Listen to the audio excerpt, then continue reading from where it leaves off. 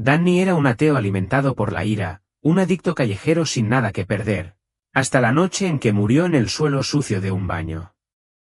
Lo que pasó después no fue un apagón, no fue un sueño.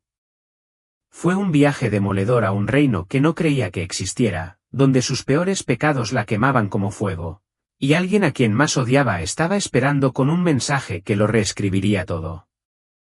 Esta es la historia de una mujer a la que la luz se negó a renunciar. Mi nombre es Danny Rivera. Tengo 35 años, nací y crecí en Jersey City. Yo era camarero, adinerado de vez en cuando, mayormente libre estos días. Supongo que se diría que soy un adicto a tiempo completo y un estafador a tiempo parcial. He estado sobreviviendo, haciendo todo lo que tenía que hacer para obtener mi próxima dosis. Solía bromear diciendo que mi currículum era solo una lista de drogas y excusas. No creía en Dios, ni siquiera un poquito. Nunca lo hice. Pensé que la religión era para gente débil, gente que no podía soportar la realidad y necesitaba un cuento de hadas para dormir por las noches. Odiaba la forma en que la gente hablaba de las bendiciones, como si fueran especiales o elegidas. Nada en mi vida se sintió bendecido. Entonces, cuando alguien decía, todo sucede por una razón, quería escupir. Yo pensaba, sí, ¿cuál es la razón por la que abusaron sexualmente cuando era niño? ¿Por ver a tu madre sufrir una sobredosis debido a las pastillas que le robó a tu abuela? ¿Cuál es la razón por la que tienes que vender tu cuerpo solo para permitirte un apartamento de mierda con cucarachas y sin calefacción? Nadie tuvo nunca una buena respuesta para eso. Mi infancia fue un choque de trenes. Mi papá se fue antes de que yo pudiera decir papá, y mi mamá siempre estaba persiguiendo a los mejores y a los perdedores. Vivíamos con y sin cupones de alimentos, saltando entre apartamentos, moteles y, a veces, en el asiento trasero del coche de su novio. Creo que nunca vi una cena familiar. Recuerdo noches con la puerta del horno abierta y todos los quemadores encendidos, simplemente tratando de mantenerme caliente. Aprendí desde joven que los sentimientos eran peligrosos. Si llorabas, te gritaban. Si esperabas, te decepcionaron. Entonces dejé de hacer ambas cosas. Mantuve la boca cerrada, me mantuve fuera del camino y descubrí cómo sobrevivir. A los 14 años ya fumaba marihuana todos los días. A los 17 ya estaba tomando pastillas. A los 20, heroína. Cada nueva droga parecía encontrar una mejor manera de desaparecer. No fui a la universidad. No me enamoré. No soñé con bodas, ni con bebés, ni con casas con vallas blancas. Esas eran las vidas de otras personas. Pensé que mi vida no tenía sentido. Era simplemente algo que había que superar, como un castigo prolongado, un error que nunca se corrigió. Cuando la gente hablaba del universo, la energía o la alineación, ponía los ojos en blanco con tanta fuerza que pensaba que se quedarían estancados. Toda mi vida fue una prueba de que si existía un Dios, o era cruel o estaba dormido al volante. Entonces me dije a mí mismo que no había nada. Nacemos, sufrimos, morimos. Eso es todo. Sin propósito, sin plan. Solo suciedad al final. Pero las drogas nunca mintieron. Siempre hicieron lo que dijeron que harían. Me adormecieron. Hicieron que el ruido cesara. Me hicieron sentir como si tal vez estuviera flotando, aunque fuera por un rato. Cuando consumía, no tenía que pensar en mi cuerpo, mi pasado, mi vergüenza. No tenía que recordar las noches en las que dejaba que los hombres me hicieran cosas solo para poder permitirme comer. No tenía que sentir nada y esa fue la única paz que conocí. La mayoría de la gente pensaba que simplemente estaba enojado, y así era. Odiaba a la gente feliz. Odiaba a la gente que hablaba de su curación y de su viaje. Odiaba las sonrisas falsas y los pantalones de yoga. Y la forma en que me miraban como si fuera un triste caso de caridad, como si estuviera demasiado destrozada para salvarla. Llevaba mi ira como una armadura, como un gran cartel de manténganse alejados de mí. Pero en el fondo, estaba cansado. Cansado de despertar enfermo. Cansado de vender pedazos de mí mismo solo para quedarme insensible. Cansado de fingir que no quería más. Cansado de mentir. Cansado de estar solo. Simplemente no podía decir nada de eso en voz alta porque decirlo significaría que todavía me importaba y no podía permitirme el lujo de que me importara. No si quisiera sobrevivir.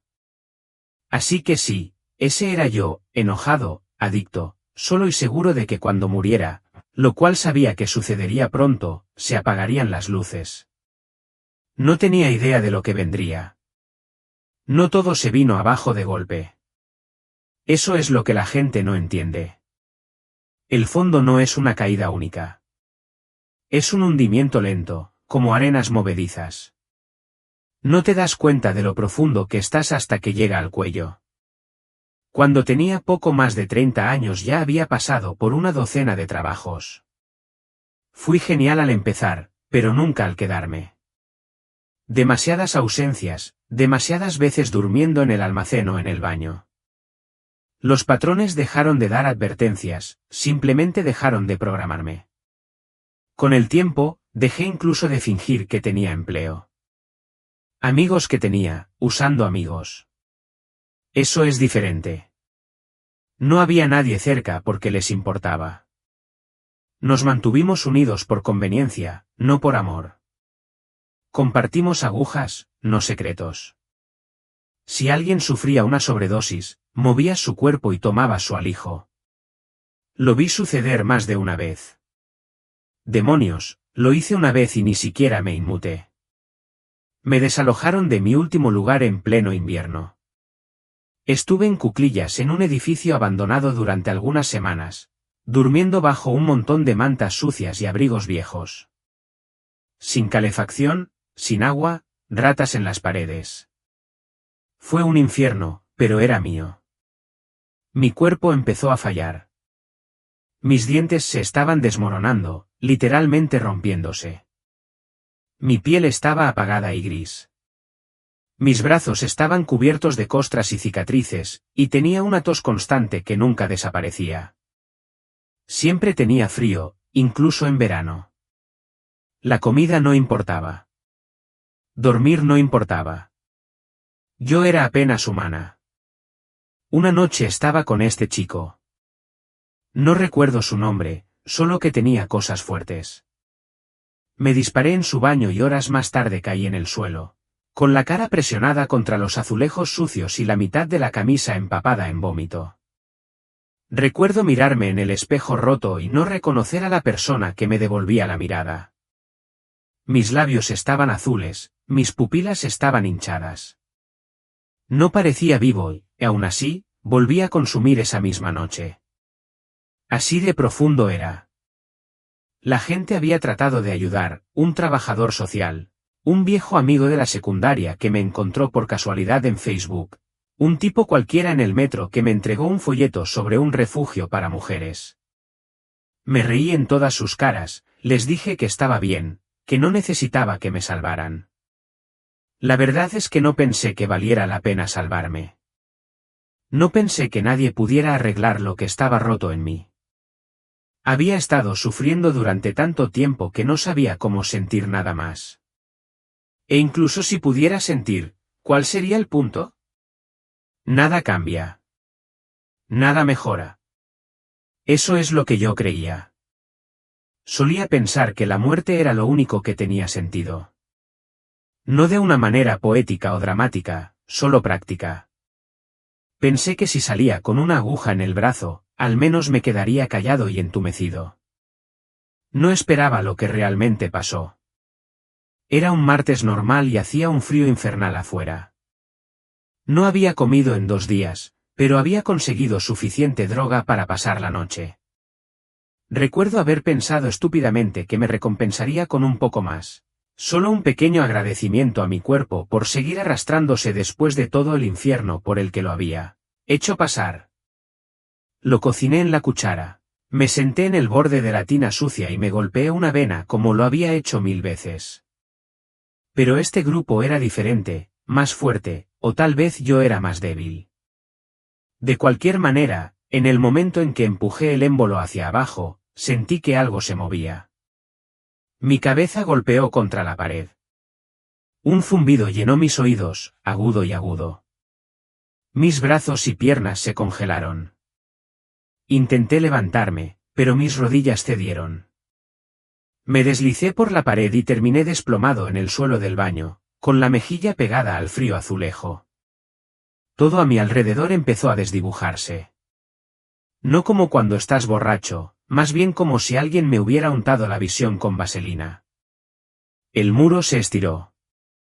La luz encima del lavabo parpadeó, a pesar de que no había funcionado en meses. Podía escuchar los latidos lentos y pesados de mi corazón, luego nada, silencio. Tiempo. Se puso raro. No podía decir si fueron 10 segundos o 10 horas, pero sabía que algo andaba mal. Sentí una opresión en el pecho, como si un puño estuviera apretando mis pulmones. Quería gritar, pero mi boca no se movía.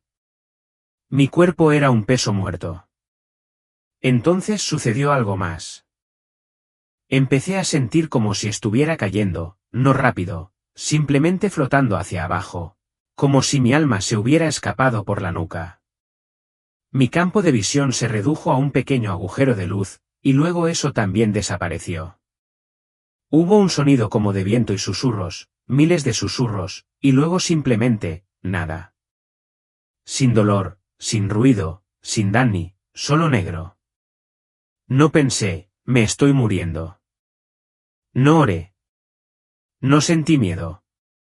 Me sentí vacío, como si se hubiera derramado la última gota de quien era. Entonces, justo cuando pensé que ese era el final, todo cambió. No en un gran destello dramático, solo un cambio suave, como si alguien cambiara el canal en un televisor roto y de repente algo más estuviera sonando. Siempre pensé que el infierno era un lugar, fuego, demonios, un tipo con una horca. Pero cuando sucedió, cuando crucé, aprendí muy rápido, el infierno no es un lugar al que ir. Es algo que llevas. Al principio no había nada, solo espacio. Sin paredes, sin suelo, sin cielo, solo este negro infinito. Pero no se sentía vacío, se sentía vivo, como si me estuviera mirando. No estaba flotando. No estaba caminando. Yo simplemente lo estaba. Entonces empezó. Los recuerdos me golpean como ladrillos en el pecho. No en destellos como en el montaje de una película. No, era de cuerpo entero, primero uno, luego otro, luego todos se amontonaron a la vez. Y no eran solo recuerdos. Los sentí. Cada uno. Sentí lo que era ser mi madre la noche que llegó a casa y encontró a su hija desmayada en su cama, con la piel gris y agujas en la mesa de noche. Sentí que su corazón se abría por el pánico y la tristeza y ese amor cansado y agotado que tienen las madres, incluso cuando deberían haberse rendido hace años. Sentí el dolor en la voz de la amiga a la que le robé, la traición en su pecho cuando encontró su billetera vacía y se dio cuenta de que era yo. Siempre me dije que no importaba, que ella tenía dinero, que no era gran cosa. Pero ahora yo era ella y era un gran problema. La confianza se hizo añicos en un segundo. Había un hombre al que usaba para drogas. Lo seduje, jugué con él como si fuera un juego y luego me convertí en fantasma. Solía reírme de eso, pensaba que me hacía inteligente. Ahora sentí el vacío en su cama, la forma en que miraba su teléfono como un idiota, esperando. Sentí su vergüenza, lo estúpido que se sentía por esperar que a alguien como yo alguna vez le importara. No se detuvo ahí. Sentí el dolor de la anciana a la que empujé delante de una clínica. Sentí el miedo en una chica a la que una vez le grité durante mi ataque de abstinencia. Incluso sentí la desesperanza de los extraños a los que había lastimado sin siquiera saber sus nombres. Era como si mi alma se viera obligada a vestir su piel, a sangrar sus heridas, a cargar con su angustia. ¿Pero la peor parte? No había ninguna voz gritándome, ningún Dios diciéndome que era malo, ningún ángel con un portapapeles marcando mis pecados. Era yo, mi propia conciencia, mi propia comprensión de lo que había hecho, y era insoportable. Esto no fue un castigo. Era la verdad pura y cruda, sin excusas ni lugar donde esconderse. Quería correr, pero no había ningún lugar a donde ir.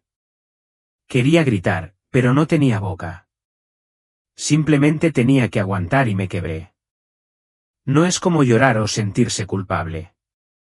Me destrocé. Mi ego, mi orgullo, mi defensa, mi ira, cada pieza de armadura que había construido a mi alrededor se resquebrajó y se desmoronó. No fui duro.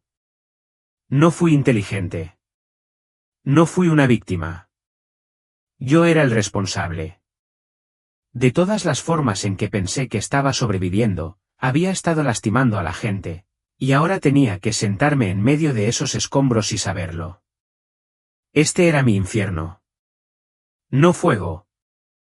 No tortura. Solo el peso innegable de cada momento que me negaba a sentir. Ahora no tenía elección. Justo cuando pensaba que no podía aguantar ni un segundo más, cuando el peso de todo lo que había hecho me aplastaba desde dentro, algo cambió. Comenzó como una brisa, no real, pero algo que sentí como un viento suave me atravesó. El dolor no cesó, pero se detuvo. Me dio espacio para respirar, incluso si no respiraba de forma humana. Y entonces vino la luz. Ni desde arriba, ni desde una sola fuente. Empezó a brillar a mi alrededor, suave, cálido. No fue cegador ni dramático. Estaba en silencio, como si el mundo exhalara. Todo lo que había estado oscuro empezó a brillar. El negro se desvaneció hasta convertirse en un suave dorado y me di cuenta de que podía sentir la luz más que verla. Tenía textura, como seda o agua tibia, y me envolvió. La paz se instaló lentamente.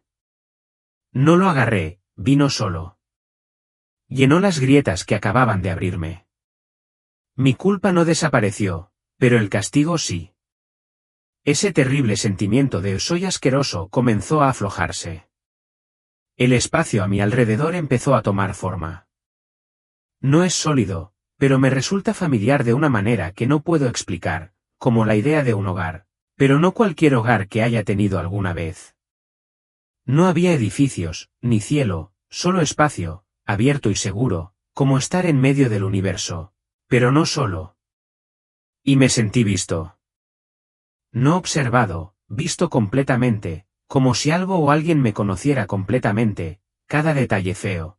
Y todavía me quisiera aquí, todavía me amaba. No escuché palabras, pero sentí significado. Sentí el perdón sin que nadie necesitara decirlo. El contraste era irreal. Toda mi vida había sido fría, dura y ruidosa. Las calles, las drogas, el dolor. Incluso el sueño le había resultado difícil. Pero esto fue suave de una manera que no sabía que fuera posible. Esta era una seguridad que nunca imaginé que existiera. Ya no me sentía sucia. No me sentí como un error. Y por primera vez no quería correr. No quería esconderme. Quería quedarme. Cualquiera que fuera este lugar, cualquiera que fuera esta luz, quería más. Y entonces lo sentí. Alguien estaba allí. No solo luz, una presencia. Y no podía creer quién era. Dio un paso adelante fuera de la luz y, por un segundo, pensé que estaba alucinando. Era mi padre, no el hombre que recordaba, el tipo enojado y amargado que cerró puertas y desapareció cuando yo tenía 5 años, sino una versión de él que nunca había visto. Parecía más joven, más ligero, como si hubiera dejado caer todo el peso que solía llevar sobre sus hombros. ¿Y sus ojos? Dios, sus ojos. Ya no tenían esa mirada muerta. Eran brillantes y gentiles. Me quedé helado. Todo en mí se tensó, todo mi cuerpo, o cualquier cuerpo que tuviera allí, se preparó para el dolor, la culpa, para algún tipo de sermón de mira en lo que te has convertido. Pero al principio no dijo nada. Él simplemente sonrió. Ni una sonrisa engreída, solo una suavidad, como si estuviera orgulloso de mí, como si estuviera feliz de verme. No pude soportarlo. ¿Qué estás haciendo aquí? Pregunté, o tal vez pensé. Mis palabras salieron extrañas, como si no salieran de mi boca sino de algún lugar más profundo. No respondió la pregunta. En cambio, sentí lo que él estaba sintiendo, como si se derramara directamente dentro de mí, todo este amor. No del tipo que viene con expectativas o reglas, solo la corriente constante y cálida que dice, eres mía. Siempre te he amado. Me rompí de nuevo, pero esta vez no fue por vergüenza. Fue por ser visto y no rechazado. Te odiaba, le dije. Te culpé por todo. Pensé que arruinaste mi vida. Lo sé, dijo, sin sonido. Y lo entiendo. Era como si no estuviera hablando solo conmigo a partir de este momento. Estaba hablando de cada momento, mi infancia, mis peores noches, todo ello. Y no se estaba defendiendo. No estaba poniendo excusas. Él recién estaba apareciendo. Nunca estuviste destrozado, dijo. Fuiste elegido. Eso me golpeó como un rayo, elegido. Quería discutir, recordarle las cosas que había hecho, las personas a las que había lastimado, el desastre que había causado. Pero nada de eso parecía importar aquí. Elegiste este camino, dijo, no como castigo, sino como propósito. Y has llevado más que la mayoría. Pero nunca estás solo en ello. No sabía qué decir. Simplemente sentí que todo mi ser se aflojaba, como si alguien acabara de decirme que no era basura, que no era una causa perdida, que siempre había importado, incluso cuando pensaba que no lo era. Se acercó y puso su mano en mi hombro. Sentí que la fuerza fluía dentro de mí, como si me hubieran conectado de nuevo a algo a lo que olvidé que pertenecía. Ese fue el momento en que todo empezó a cambiar, no solo como lo veía a él, sino como me veía a mí. Después de que mi padre volvió a desaparecer en la luz, me sentí rodeada por un tipo diferente de presencia. No exactamente personas, sino más bien energía y formas hechas de luz. No hablaron, pero llenaron el espacio de calma. Me parecían antiguos, sabios, pero de algún modo familiares, como si los conociera aunque no pudiera nombrarlos. Uno de ellos hizo un gesto, no con las manos, sino con intención. Y de repente me encontré frente a lo que parecía una pantalla gigante. Pero no estaba reproduciendo una película. Mostraba un mapa, mi vida, cada momento, cada elección, cada persona. Y al lado, allí estaba lo que llamaban mi carrito salvavidas. Parecía un carrito de compras lleno de símbolos brillantes y orbes flotantes. De alguna manera supe que cada uno representaba una experiencia que había elegido antes de venir a la Tierra. Vi el dolor, la adicción, la soledad, la traición, todas las cosas que juraba que me habían arruinado. Y ahora los veía desde un ángulo diferente, no como castigos, sino como lecciones. Yo me había apuntado, tú lo elegiste todo, dijo uno de los seres de luz, no con palabras, sino mediante puro conocimiento.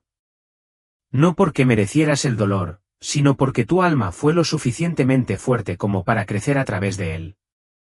No podía creerlo. ¿Por qué elegiría ese tipo de sufrimiento? Para entender la compasión, respondieron. Para llevar luz a lugares oscuros, para recordar quién eres. Vi conexiones, mi mamá, mis abusadores, mis amigos, incluso extraños. No fue aleatorio, no fue caos. Había contratos de alma, acuerdos. Algunas personas vinieron a lastimarme para que pudiera levantarme. Otras vinieron a reflejar lo que me había olvidado de mí mismo. El ser más cercano a mí me mostró algo que no esperaba, la versión de mí que podría haber sido. La vida en la que nunca usé, nunca rompí, nunca perdí el control. Era más limpio, más fácil, pero más pequeño, menos impacto, menos profundidad, menos verdad. Y entonces me di cuenta, la tierra no es un castigo. Es un campo de entrenamiento. Es donde las almas vienen a entrenar. Es difícil, es complicado, pero es sagrado. No eres un fracaso, dijo el guía. Estás exactamente donde se supone que debes estar y tu trabajo apenas comienza. Me quedé allí temblando con algo entre asombro e incredulidad mientras el carro desaparecía lentamente de mi vista. No fui maldecido. Fui elegido. Después de que el único salón de clases se desvaneciera, me encontré solo nuevamente en ese espacio cálido e interminable. La paz era tan profunda que sentí que podría quedarme para siempre. No quería moverme. No quería volver. Luego los seres de luz regresaron, pero esta vez su energía se sintió más firme. No frío, solo más directo. No puedes quedarte, dijo uno de ellos. Tienes trabajo que hacer. Y así, vi dos caminos. Uno era un nuevo comienzo, una nueva vida, borrón y cuenta nueva, con padres diferentes, un camino más suave. El otro había vuelto. De vuelta al cuerpo roto en el suelo del baño, de vuelta a los retiros, las consecuencias, el desorden. Se me encogió el estómago. ¿Por qué volvería a eso? Yo pregunté. Allí no me queda nada. Esa vida está arruinada. No, dijeron. No está arruinado. Está listo. No lo creí. Nunca me escucharán. He lastimado a demasiada gente, he hecho demasiado. Ellos escucharán, dijo el ser, porque has estado allí. Lo has vivido y ahora ayudarás a otros a encontrar la salida. No respondí. No estarás solo, agregaron. Tendrás ayuda, maestros, aliados, amor. Será difícil, pero importará. Y entonces lo sentí. Esa misma presencia de antes, mi padre, y algo más, algo aún más grande. Una presencia que me sostenía como el aire, como la luz, como todo. Cerré los ojos, si es que los tenía, y me rendí. Está bien, dije. Iré. En el momento en que tomé la decisión, me sentí empujado hacia adelante, no empujado, no forzado, solo llevado. Y luego todo volvió a oscurecerse, pero esta vez no tenía miedo. Volví en mí con la cara pegada al suelo del baño. El azulejo estaba helado, mojado con algo que no quería identificar. Me dolía todo el cuerpo como si me hubiera atropellado un camión y luego me hubieran arrastrado unos cuantos kilómetros. Mi boca sabía a sangre y químicos. Mi corazón latía con fuerza como si intentara escapar de mi pecho. Parpadeé y me senté lentamente. La aguja todavía estaba en el suelo a mi lado. Mi brazo estaba rígido, dolorido. Apenas podía mover los dedos. Mi primer pensamiento, maldita sea, eso fue algo fuerte. Sacudí la cabeza, me sequé la cara y traté de reírme. Lo que vi, lo que sentí tuvo que ser un viaje de drogas, una alucinación. Había muerto muchas veces antes, pero tal vez esta vez mi cerebro se volvió completamente de ciencia ficción. Eso es todo. Pero algo era diferente. La habitación estaba demasiado silenciosa. El aire se sentía pesado, como si el espacio a mi alrededor hubiera cambiado. Como si todo hubiera cambiado pero nada se hubiera movido. Me levanté lentamente, con las piernas tambaleantes, mirándome en el espejo roto.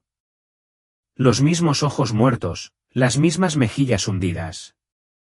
Pero algo debajo de la piel se abrió. Traté de ignorarlo, me dije a mí mismo que estaba conmocionado, que necesitaba un golpe, algo de comida, tal vez dormir. Lo de siempre. Pero la quietud me siguió. El eco de lo que había visto no se iba. Las cosas que sentí, la luz, la voz, los ojos de mi padre.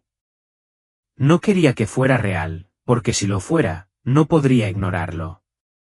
¿Y si no lo era, por qué de repente todo lo que me rodeaba parecía falso? Me abracé, encendí un cigarrillo con manos temblorosas y me senté en el borde de la bañera. No entendí lo que pasó, pero en el fondo sabía que no eran solo las drogas. Por un tiempo traté de olvidarlo. Volví inmediatamente a consumir. Mismos hábitos, mismas calles. Pero el subidón no se sintió igual. Era más aburrido, como si ya no pudiera llegar hasta el fondo. Y no importa cuánto lo usara, no podía ahogar ese sentimiento del que me quedé. Entonces empezaron las cosas raras. Todo empezó con una mujer en el metro. Estaba encorvado, medio enfermo, con los auriculares puestos y ocupándome de mis propios asuntos. Me tocó el hombro, me miró directamente a los ojos y dijo, «Se supone que no debes morir aquí». Eso fue todo. Se bajó en la siguiente parada. Luego vinieron los sueños. Noche tras noche veía el mismo rostro resplandeciente. Vi manos extendiéndose. Escuché esa voz nuevamente, la de mi papá, clara como el día, que decía, «Eres digno de amor».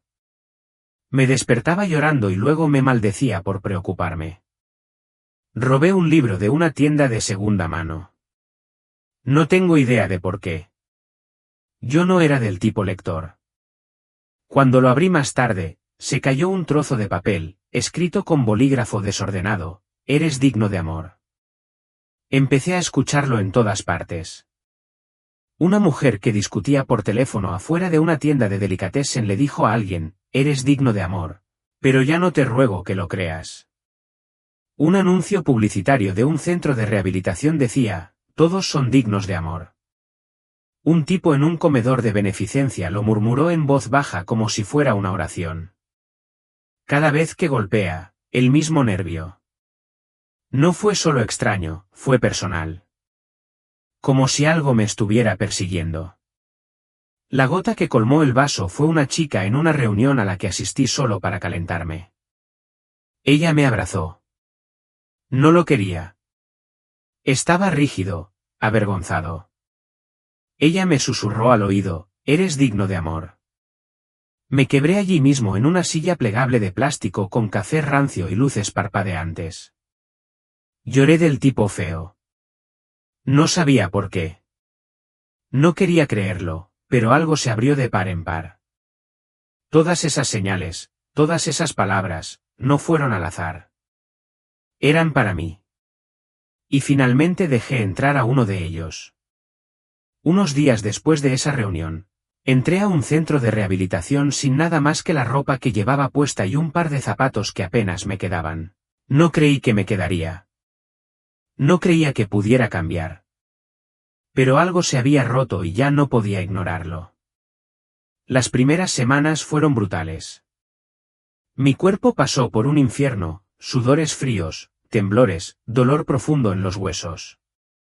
Me acostaba en la cama por la noche, pensando en correr, pero luego recordaba esa voz, «Eres digno de amor». Todavía no lo creía, pero quería hacerlo. Empecé a ir a los grupos, escuchando en lugar de burlarme. A veces todavía ponía los ojos en blanco, todavía bromeaba cuando las cosas se volvían demasiado reales. Pero escuché y poco a poco, comencé a entenderlo. Nos dieron libros viejos, tapas rotas, páginas amarillas. Cogí uno llamado El poder de la hora y, por primera vez en mi vida, me senté en silencio sin intentar destruirlo. No estaba lista para decir Dios, esa palabra todavía parecía cargada. Pero comencé a decir algo. Hablaba con algo todas las noches antes de acostarme y comencé a escribir, solo cosas breves, principalmente preguntas. ¿Por qué yo? ¿Qué hago ahora? ¿Cómo me perdono? No esperaba respuestas, pero las preguntas fueron suficientes. Me mantuvieron honesto. A los 3 meses limpio, me pidieron que les ayudara con las nuevas mujeres que llegaban. No pensé que tuviera nada que ofrecer, pero me dijeron, simplemente siéntate con ellas. Así lo hice. Me senté con ellos en su dolor, en su ira. No intenté arreglarlos. Solo me quedé. Una noche, una chica que había estado callada durante semanas me miró con los ojos enrojecidos e hinchados y me dijo, ¿crees que personas como nosotros alguna vez podremos estar bien? No tuve una gran respuesta. Simplemente asentí y dije, todavía estamos aquí, ¿verdad? Ella sonrió por primera vez. Fue entonces cuando me di cuenta de que tal vez ya no tenía que ser la persona que había sido. Tal vez ya me estaba convirtiendo en alguien nuevo, y tal vez ese fue el punto desde el principio. A veces todavía me pregunto, ¿por qué yo? No a la antigua usanza, no como antes, cuando lo pedía con amargura, con odio. Ahora lo pregunto en voz baja, como si estuviera tratando de entender algo demasiado grande para sostenerlo. Porque yo no era especial. No fui bueno. No era yo por quien apostarías. Yo era la adicta que le robaba a su propia hermana, la chica que le mentía a todos los que intentaban amarla, la mujer que casi muere boca abajo en el suelo de un baño porque no le importaba si vivía o no. Entonces, ¿por qué fui yo quien vio la luz? No tengo la respuesta y estoy de acuerdo con eso. No estoy arreglado. Todavía me despierto algunas mañanas con ganas de desaparecer. Todavía me estremezco cuando alguien se acerca demasiado. Todavía tengo esa voz en el fondo de mi cabeza que dice que estoy demasiado perdido, pero ya no la escucho como solía hacerlo. Ahora también tengo otra voz. El que me dice que estoy aquí por algo. El que susurra que he atravesado el fuego para poder caminar con otros a través del de ellos. No voy a la iglesia. No cito las escrituras. Pero ahora creo en algo. Creo en esa luz. Creo en el espacio que me sostuvo cuando ya no me quedaba nada. Creo en la voz que decía, no estás quebrantado, eres elegido. Y, sobre todo, creo en el amor. Del tipo que no necesita que seas bueno primero. Del tipo que aparece en el desorden y se sienta contigo allí. Del tipo que nunca pensé que merecía. Puede que nunca entienda por qué fui yo, pero sé esto, estaba destinado a regresar, no para ser perfecto, no para predicar, sino para seguir adelante, para ser un recordatorio vivo de que la luz nos encuentra de todos modos, incluso si estamos en el polvo, incluso si no lo creemos, incluso si hemos olvidado todo lo demás. La luz todavía nos encuentra y nunca deja de susurrar.